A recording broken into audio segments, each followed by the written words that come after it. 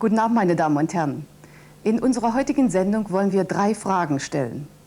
Warum sind die Einkaufsmöglichkeiten in Seeburg so mangelhaft? Warum können sich die Patienten des Krankenhauses in Neustadt nicht an den Parkanlagen erfreuen? Warum vernachlässigt das Kombinat Lausitzer Glas in Weißwasser seine Werkswohnungen? Ich glaube, den Begriff Werkswohnungen brauche ich nicht näher zu erklären, bekannt auch als Betriebs- oder Dienstwohnungen.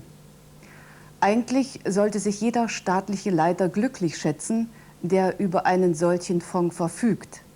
Denn schließlich gibt es ja einen direkten Zusammenhang zwischen Wohnungsangebot, Wohlbefinden und dem Behalten einer Stammbelegschaft.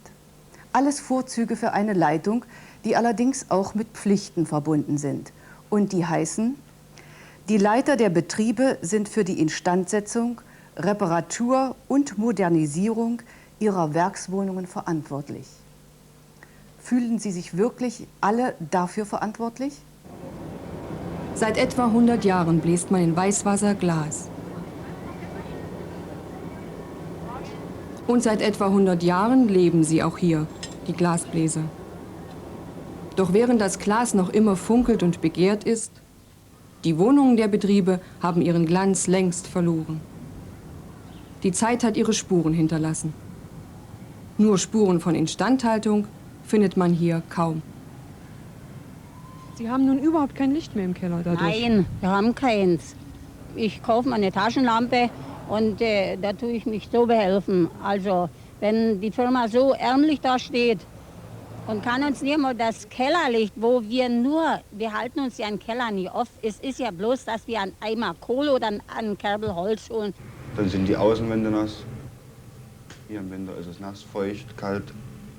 Der Gehweg wurde versprochen, dass wir Platten bekommen. Die Fenster wurden seit 81, habe ich ein Schreiben, dass die Fenster gemacht werden und die Türen. Fast 700 Wohnungen gehören den beiden Betrieben des Kombinats Lausitzer Glas. Und die meisten Mieter dieser Wohnungen fühlen sich vergessen von ihrem Werk. Obwohl man die Wohnungen eigentlich gar nicht aus den Augen verlieren kann. Denn der Stammbetrieb, wie auch das Glaswerk Einheit, haben sie sozusagen direkt vor der Nase.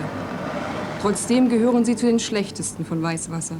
Und die Mieter stellen Wohnungsanträge beim Rat der Stadt. Wie wird man im Rathaus fertig mit dieser zusätzlichen Belastung? Frau Jung, stellvertretende Bürgermeisterin. Nun, wenn 78% unserer Bürger in Neubauwohnungen wohnen, so ist das wohl eine ganz selbstverständliche Angelegenheit, dass die übrigen Bürger, die in Altbauwohnungen wohnen, Anträge bei uns stellen auf verbesserten Wohnraum. Ganz besonders dann, wenn die Altbauwohnungen sich befinden ohne jeglichen Ausstattungsgrad, wenn sie nicht mal den Anforderungen entsprechen, warm, sicher und trocken zu sein. Es werden also bei uns diese Anträge dann gestellt in unserer Abteilung. Wir haben mit diesen Anträgen dann natürlich ordentlich zu tun, denn es liegen ja insgesamt 2300 Anträge vor. Und diese auf Wunsch auf Verbesserung noch zusätzlich zu bearbeiten, fällt uns sicherlich sehr schwer. Machen denn die Betriebe Ihrer Meinung nach genug? Nun, in der Vergangenheit ist das sicherlich nicht der Fall gewesen, so eindeutig muss man das sagen. Denn letztens sind also 2/3 dieser Betriebswohnungen ja noch nicht modernisiert, haben teilweise noch das Wasser auf dem Hausflur. Aber es gibt jetzt konkrete Festlegungen, wie in den nächsten Jahren verfahren wird. Zurzeit wird dieses 100-jährige Haus vom Kombinat rekonstruiert. Von der Handwerksbrigade, die seit 1985 nur noch für Werkswohnungen zuständig ist, treffen wir jedoch nur 2 Maurer. Ihre Kollegen, so erfahren wir, sind gerade für dringende Reparaturen in anderen Wohnungen unterwegs. So ist die Arbeitsorganisation hier natürlich schwierig. Erst recht, wenn ohne richtiges Projekt vieles von den Bauarbeitern im Alleingang gemacht werden muss. Wenn Sie richtig ranklotzen, wann meinen Sie, wäre das Haus fertig? Ja, wenn wir jetzt die ganze Zeit hier bleiben könnten, würden wir es vielleicht mal vom Winter schaffen. Ne? Das wäre ja nicht verkehrt. Wir könnten im Winter vielleicht Maler rein oder so. Und die klemmen auch im Winter. Das wäre wenigstens mal eine lukrative Sache hier. Mal ein Haus fertig, niemand da ein Lächeln zumachen oder da mal ein Flickel und da kommt dann nicht mehr raus. Aber es muss eben mehr herauskommen. Denn wie nicht zu übersehen, andere Häuser warten noch auf Instandsetzung. 2/3 aller Werkswohnungen nämlich. Deshalb interessierte uns, wie denkt man darüber im Kombinat? Jürgen Behrens, Direktor für Technik. Der Wohnungsneubau reicht nicht aus, um unsere gesamten Wohnungsprobleme zu klären, also müssen wir unsere Wohnungen selbst rekonstruieren. Haben Sie das nicht ein bisschen spät gemerkt? Ja, wir haben eigentlich mit dieser Tätigkeit 1985 angefangen, eigene Baubereiche aufzubauen, die diese Instandhaltungsarbeiten durchführen. Sicherlich ist unsere Bürger sehen das auch so und unsere Mieter sehen das genauso, nicht anders. Ein Nachholbedarf aus den Anfang 80er, als sicherlich auch aus den 70er Jahren vorhanden. Mit dem, wenn wir fertig werden und die Konzeption, die wir dazu haben, sichert uns eigentlich für die kommenden Jahre diese Problematik. Das, was wir gesehen haben, was seit 1985 gemacht worden ist, ist auch nicht so sehr viel. Ich würde es mal ein bisschen klein-klein nennen. Es muss also wirklich mehr gemacht werden jetzt. Ja, wir haben uns mit Beginn der Tätigkeit dieses Wohnungsbaubereiches den Dächern zugewandt, weil die ersten Probleme die Instandhaltung der Dächer waren und haben eine Vielzahl von Häusern, die bekannt sind, die ich noch nennen könnte, im Dachbereich konstruiert und haben Bäder eingebaut in den einzelnen Häusern.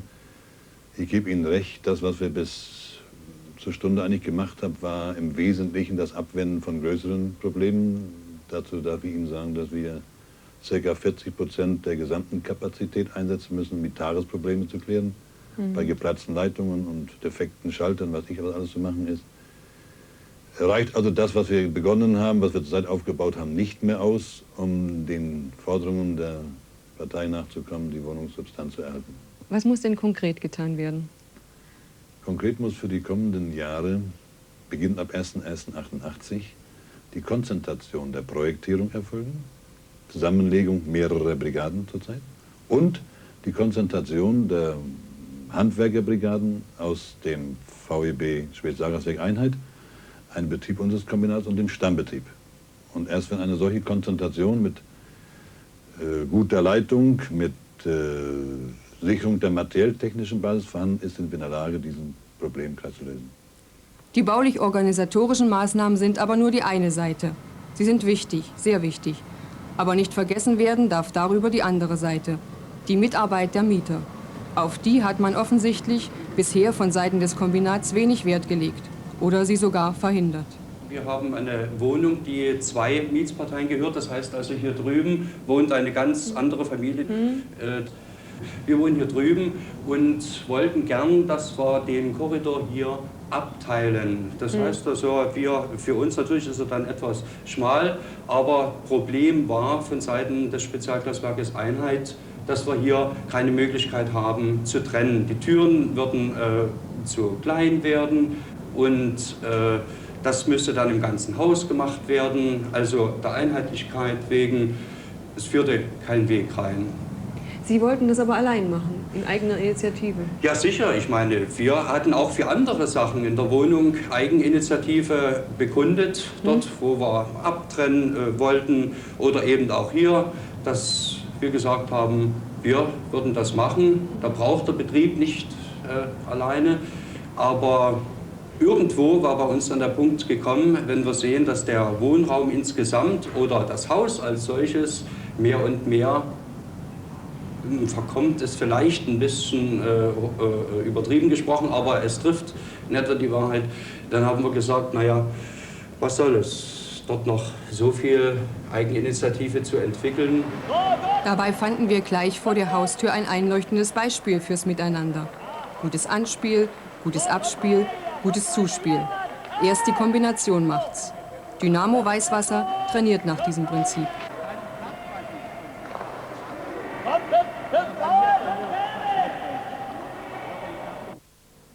Bleibt zu hoffen, dass durch diese Spielweise in Weißwasser allerorts Treffer erzielt werden.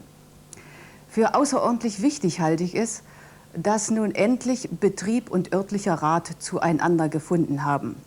Ab Januar 88 wird es so eine Art gegenseitigen Beistandspakt geben. Das kreisgeleitete Bauwesen hilft dem Kombinat mit seiner Fließtechnologie Die Betriebshandwerker revanchieren sich dafür bei der Instandsetzung von KBV-Wohnungen. Eine sehr gescheite Übereinkunft.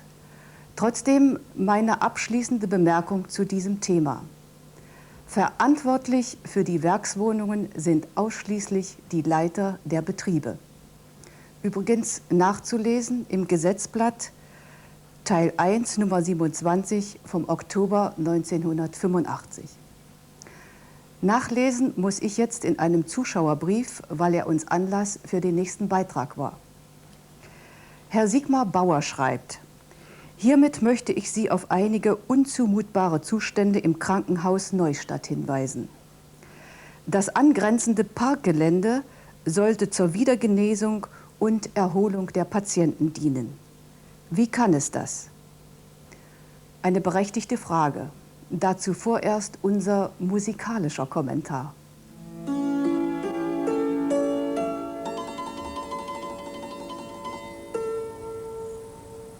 Warum weinst du, holde Gärtnersfrau? Weinst du der Veilchen, ach, so blau? Oder die Rose, die man bricht? Nein, ach nein, diese wein ich nicht. Deshalb ganz bestimmt nicht. Denn dieser Park erschüttert nicht nur das Herz einer Gärtnersfrau, betrüblich ist der Blick auch für die Patienten des Kreiskrankenhauses Neustadt in Sachsen. Ob man sich hier wohl setzen sollte? Ganz leise entschwindet der Gedanke wieder. Täglich konfrontiert mit dieser wilden Romantik sind die Schwestern, denen das Wohl der Patienten durchaus am Herzen liegt. Wie finden Sie eigentlich den Zustand dieses Gartens? Also mich stört er jeden Morgen, wenn ich hier ins Haus komme und wenn ich raussehe. Immer schon. Zumindest seit der Zeit, seit der so von Jahr zu Jahr liederlicher geworden ist. Seit wann ist denn das so mit dem Garten? Vielleicht in den letzten 10 Jahren, dass das so... Die letzten 10 Jahre schon? Ja, mindestens, würde ich ja. schon sagen, dass es so verloddert ist. Und was glauben Sie, woran liegt es, dass es so ist? Ja, hauptsächlich auch mit an den Arbeitskräften, die hier dafür verantwortlich sind. Das ist das technische Personal. Keiner da und nur Hilfskräfte. Was müsste man denn machen, damit sich was ändert? Ich meine, ich bin für ein ganz gezieltes Planen eigentlich und dann nicht bloß planen, sondern das dann auch irgendwie durchgeführt wird. Dass man es nicht nur auf den einzelnen technischen Leuten lassen kann, das war früher schon so, da hat jeder mal mit zugepackt und das müsste heute ganz genauso sein. Aber es müsste eben ganz einfach erstmal einer in der Hand nehmen und sich dafür verantwortlich fühlen und sagen, ja, mich stört es genauso. Was uns jetzt angeht, die Kinderstation, wir haben ja hinten einen sehr schönen Balkon dran, wo eigentlich die Kinder rausgefahren werden können, wenn sehr schönes Wetter ist. Da ist es eben so, dass das Unkraut über die Brüstung wächst. Das sind Sträucher abgeholzt worden, das Zeug liegt eben alles noch da. Das wird eben weggemacht und dann bleibt es eben liegen. Oder schon die Zufahrt zur Kinderstation ist ja gerade sehr schön, falls Sie das gesehen haben. Wir müssen mit den Kindern hier vor ins EKG, ins Räumchen. Wir müssen die Speisen von hier vorne holen. Wir müssen bei Wind und Wetter über den Hof. Und bis vor kurzem konnte überhaupt niemand hinterfahren, weder mit schwerkranken Kindern noch mit sonst was. Und das, finde ich, müsste in kurzer Zeit so wieder in Ordnung gebracht werden, dass die Station zugänglich ist. Und das ist ja die einzige im Kreis. Die in unserer Brigade schon mal durchdiskutiert mit der Oberin. Und zwar sprach sie das an, dass das medizinische Personal, das mittlere medizinische Personal in VMI-Einsatz machen sollten. Und da habe ich damals angesprochen, dass da erstmal der Grund rein müsste.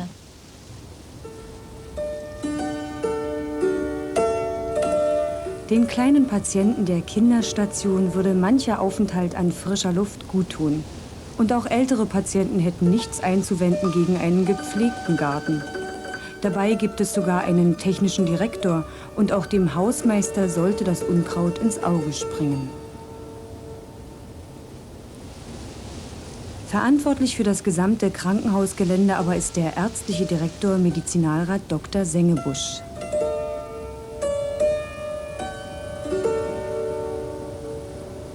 Herr Medizinalrat, dieser Park hier ist ziemlich verwildert. Er hat vor langer Zeit sogar Erholungssuchenden mal als schöner Augenfang gedient. Weshalb ist der Zustand hier so entstanden? In dieses Gebiet sollte eine Baustelle verlegt werden, da in unmittelbarer Nachbarschaft ein Feierabendheim kommen sollte.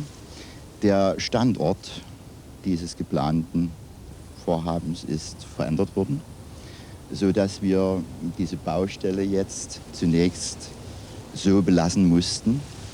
Wir haben geplant, im Rahmen der Rekonstruktion unserer Einrichtung, wenn Sie das Haus ringsum betrachten, sehen Sie überall Baustelle und Baumaßnahmen, hier eine Zufahrtsstraße für die Kinderabteilung, die sich im Hintergrund befindet, zu legen, um die weitere Zufahrt der Krankentransporte zu gewährleisten. Nur vor Ende 1988 wird es nicht losgehen und der Entscheid, dass hier nicht gebaut wird, ist schon vor über einem halben Jahr gefallen. Ein wenig lange, um hier was zu tun. Das ist richtig. Wir haben in der Zwischenzeit Maßnahmen geplant gehabt, die leider durch den Urlaub jetzt in den Hintergrund getreten sind. Dieses Gelände wird übergangsmäßig von Kleintierhaltern genutzt. Sie sehen das an den Rasenflächen. Und die waren eigentlich mit beauftragt, das Unkraut aus diesem Gelände zu entfernen, vor allem hinter der Kinderklinik. Aber das wird in kürzester Zeit jetzt geschehen und in Ordnung gebracht werden. Auch wenn es hier in 1,5 Jahren eine Zufahrtsstraße geben sollte, das übrige Parkgelände muss trotzdem in Ordnung gebracht werden. Deshalb ist zu hoffen, dass die beabsichtigten Pflegemaßnahmen keine gärtnerische Eintagsfliege bleiben. Und sollte doch mal Not am Mann sein, vielleicht hilft einstweilen die Dame hinterm Haus.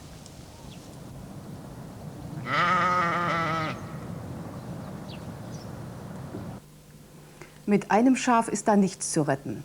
Was über 10 Jahre wucherte und ins Kraut schoss, muss mit Stumpf und Stiel ausgegraben werden. Nun sind wir uns wohl einig, vom medizinischen Personal darf das nicht verlangt werden. Es ist ohnehin schon überlastet. Aber ich könnte mir sehr gut vorstellen, dass sich der Bürgermeister, der Ortsausschuss der Nationalen Front mit den Neustädter Bürgern daran machen würden und erst einmal Grund in dieses Gelände bringen würden. Der traditionelle Herbstputz in der Mach-mit-Bewegung wäre doch eine gute Möglichkeit dafür.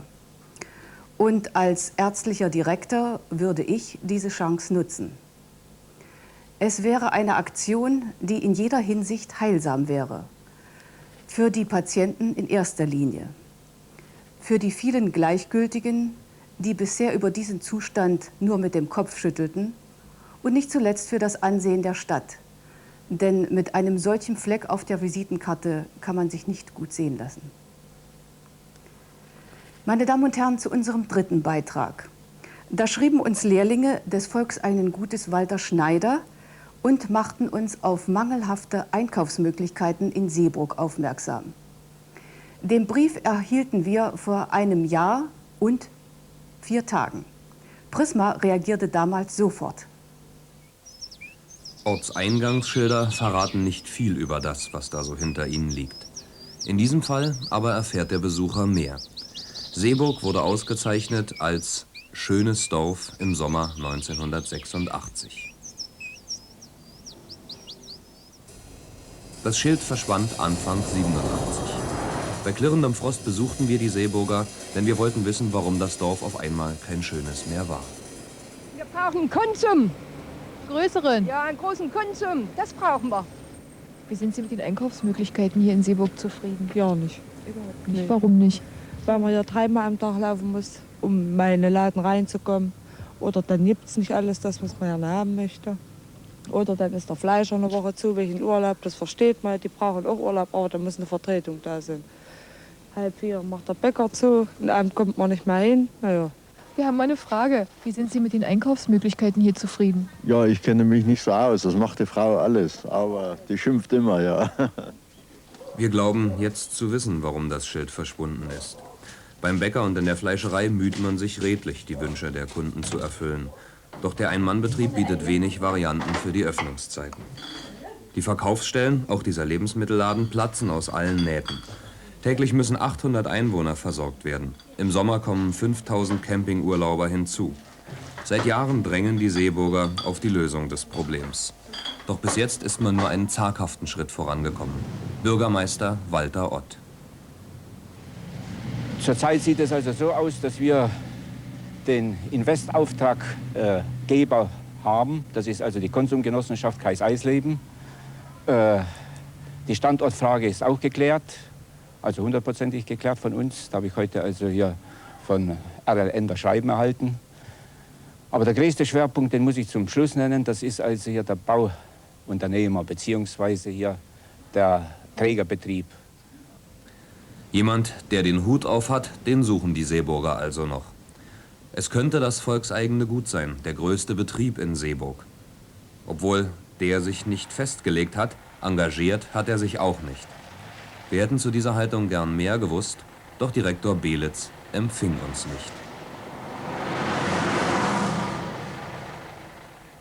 Und offenbar sind die Seeburger in ihren Verhandlungen mit dem volkseigenen Gut auch nicht viel weitergekommen. Im Dorf wurde schon viel allein geschafft. Die Einwohner sind für ihre Tatkraft und Ideenreichtum bekannt. Doch für die Kaufhalle müssen Fachleute her. Dem Katzenjammer gab man sich dennoch nicht hin. Immerhin ist der Standort klar. Wenngleich sich auch noch hier das liebe Federvieh wohlfühlt. Unterstützung wird gefordert vom Rat des Kreises. Die Seeburger scheinen zumindest, was ihre Verkaufseinrichtung angeht, allein auf weiter Flur. Welche Schritte haben Sie als Ratsvorsitzender unternommen, um den Seeburgern zu helfen? Ich möchte sagen, dass ich das eigentlich nicht so bestätigen kann, dass sie sich alleine auf weiter Flur befinden. Über die Notwendigkeit verbesserter Einkaufsbedingungen für die Seeburger Bürger, dabei maßgeblich für die Genossenschaftsbauern und Arbeiter des volkseigenen Gutes Walter Schneider, gibt es keinen Zweifel. Dazu gibt es eigentlich ein klares Konzept, dass wir Partner zusammenführen, um diese Initiativmaßnahme zu realisieren. Bereitschaften dazu sind bekundet durch das volkseigene Gut Walter Schneider selber, Baubetriebe der Landwirtschaft, des kreisgeleiteten Bauwesens, den örtlichen Rat möchte ich nicht vergessen und die Initiative der Bürger selber in Seeburg, von der wir wissen, dass sie schon viel vollbracht hat. Als Hauptauftragnehmer kommen in Frage die ZPE Bau und das volkseigene Gut Walter Schneider. In welch absehbarer Zeit wird man eine Entscheidung erwarten können? Ich gehe mit Gewissheit davon aus, dass diese Entscheidung im ersten Quartal dieses Jahres getroffen wird, also bis Ende März, um das konkret zu sagen, um damit alle Voraussetzungen zu haben, dass wir 1987 noch tatkräftig an diesem Bau wirken können und dass wir eigentlich 1988 die Bürger bereits mit einer neuen Verkaufseinrichtung in Seeburg versorgen können. Ich habe Optimismus, dass uns das gelingt, das darf ich sagen. Und würde mich eigentlich freuen, wenn es sich so bestätigt, Sie zur Eröffnung mit einzuladen. Die Worte des Ratsvorsitzenden noch im Ohr, besuchten wir die Gemeinde über ein halbes Jahr später. Kein Spatenstich zu sehen. Dabei wollte man 1987 noch wirken. Aber ein Hauptauftragnehmer, wie es im Fachdeutsch heißt, wurde gefunden. Das Agrochemische Zentrum. Der Platz hier sieht aus wie im Januar und man kann nicht glauben, dass in diesem Jahr noch was passieren wird. Woran liegt das? Die große Frage ist, wer soll dieses Objekt bauen? Es gibt keine Bauhandwerker, die zurzeit bereitstehen, oder Baubrigaden oder Baubetriebe, die diesen Auftrag übernehmen. Als Hauptauftragnehmer können wir alles machen, was die Ökonomie angeht, also alle Abrechnungen, Auftragserteilung und so weiter. Als ACZ haben wir aber keine Baubrigade, wir haben keine Bauhandwerker und wir sind auf Kommunalverträge angewiesen, die mit den Betrieben abgeschlossen werden müssen oder anderweitige Verträge, dass Bauhandwerker zur Verfügung gestellt werden. Und diese Zusage habe ich vom Ratsvorsitzenden Genossen Hohaus erhalten. Ein Mann, ein Wort. So hat man in Seeburg zwar jemand für die Organisation gefunden, doch der allein kann wenig ausrichten. Die Erwartungen der Gemeinde und auch unsere sind herb enttäuscht worden. Wird man hier wirklich einmal gut einkaufen können? Das optimistische Versprechen vom Januar hat der Ratsvorsitzende jedenfalls nicht erfüllt. Seit unserem letzten Besuch ist über ein halbes Jahr vergangen. Ein Hauptauftragnehmer ist inzwischen für die kleine Kaufhalle gefunden worden. Nur hapert es im Moment an dem Abschluss der nötigen Kommunalverträge. Lässt der Rat des Kreises das agrochemische Zentrum nicht ein wenig im Stich? Sie sagten, ein Bauleiter ist gefunden. Es sind auch maßgeblich andere Positionen geklärt worden, die als Voraussetzung für dieses Unternehmen gelten müssen. Probleme bereitet in der Tat die materielle Untersetzung des Bauvorhabens selber.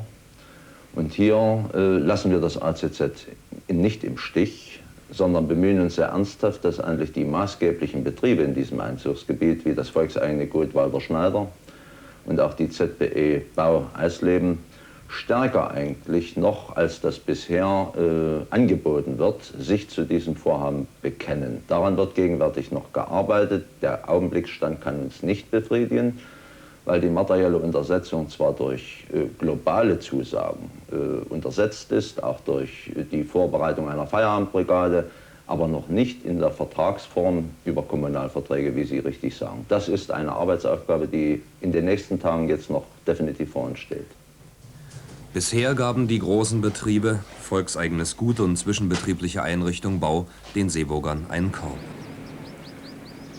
Den sogenannten globalen Bekenntnissen sollten endlich Taten folgen. Seeburg wurde im Sommer 1987 wieder als schönes Dorf ausgezeichnet. Ob die angesprochenen Partner aber auch wissen, dass zum schönen Dorf mehr gehört als nur der optische Eindruck?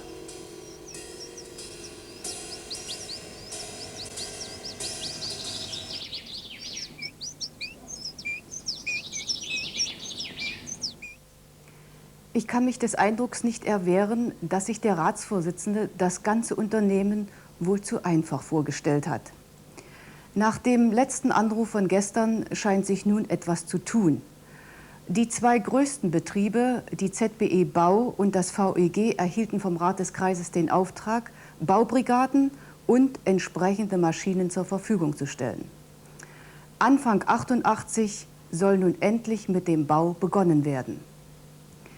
Ehrlich gesagt, mir fällt es schwer zu begreifen, weshalb der ökonomisch stärkste Betrieb, das VEG Walter Schneider, sich bisher sperrte, mitzuwirken. Von den 800 Einwohnern Seeburgs arbeiten 600 im Volksgut. Auf Wiedersehen.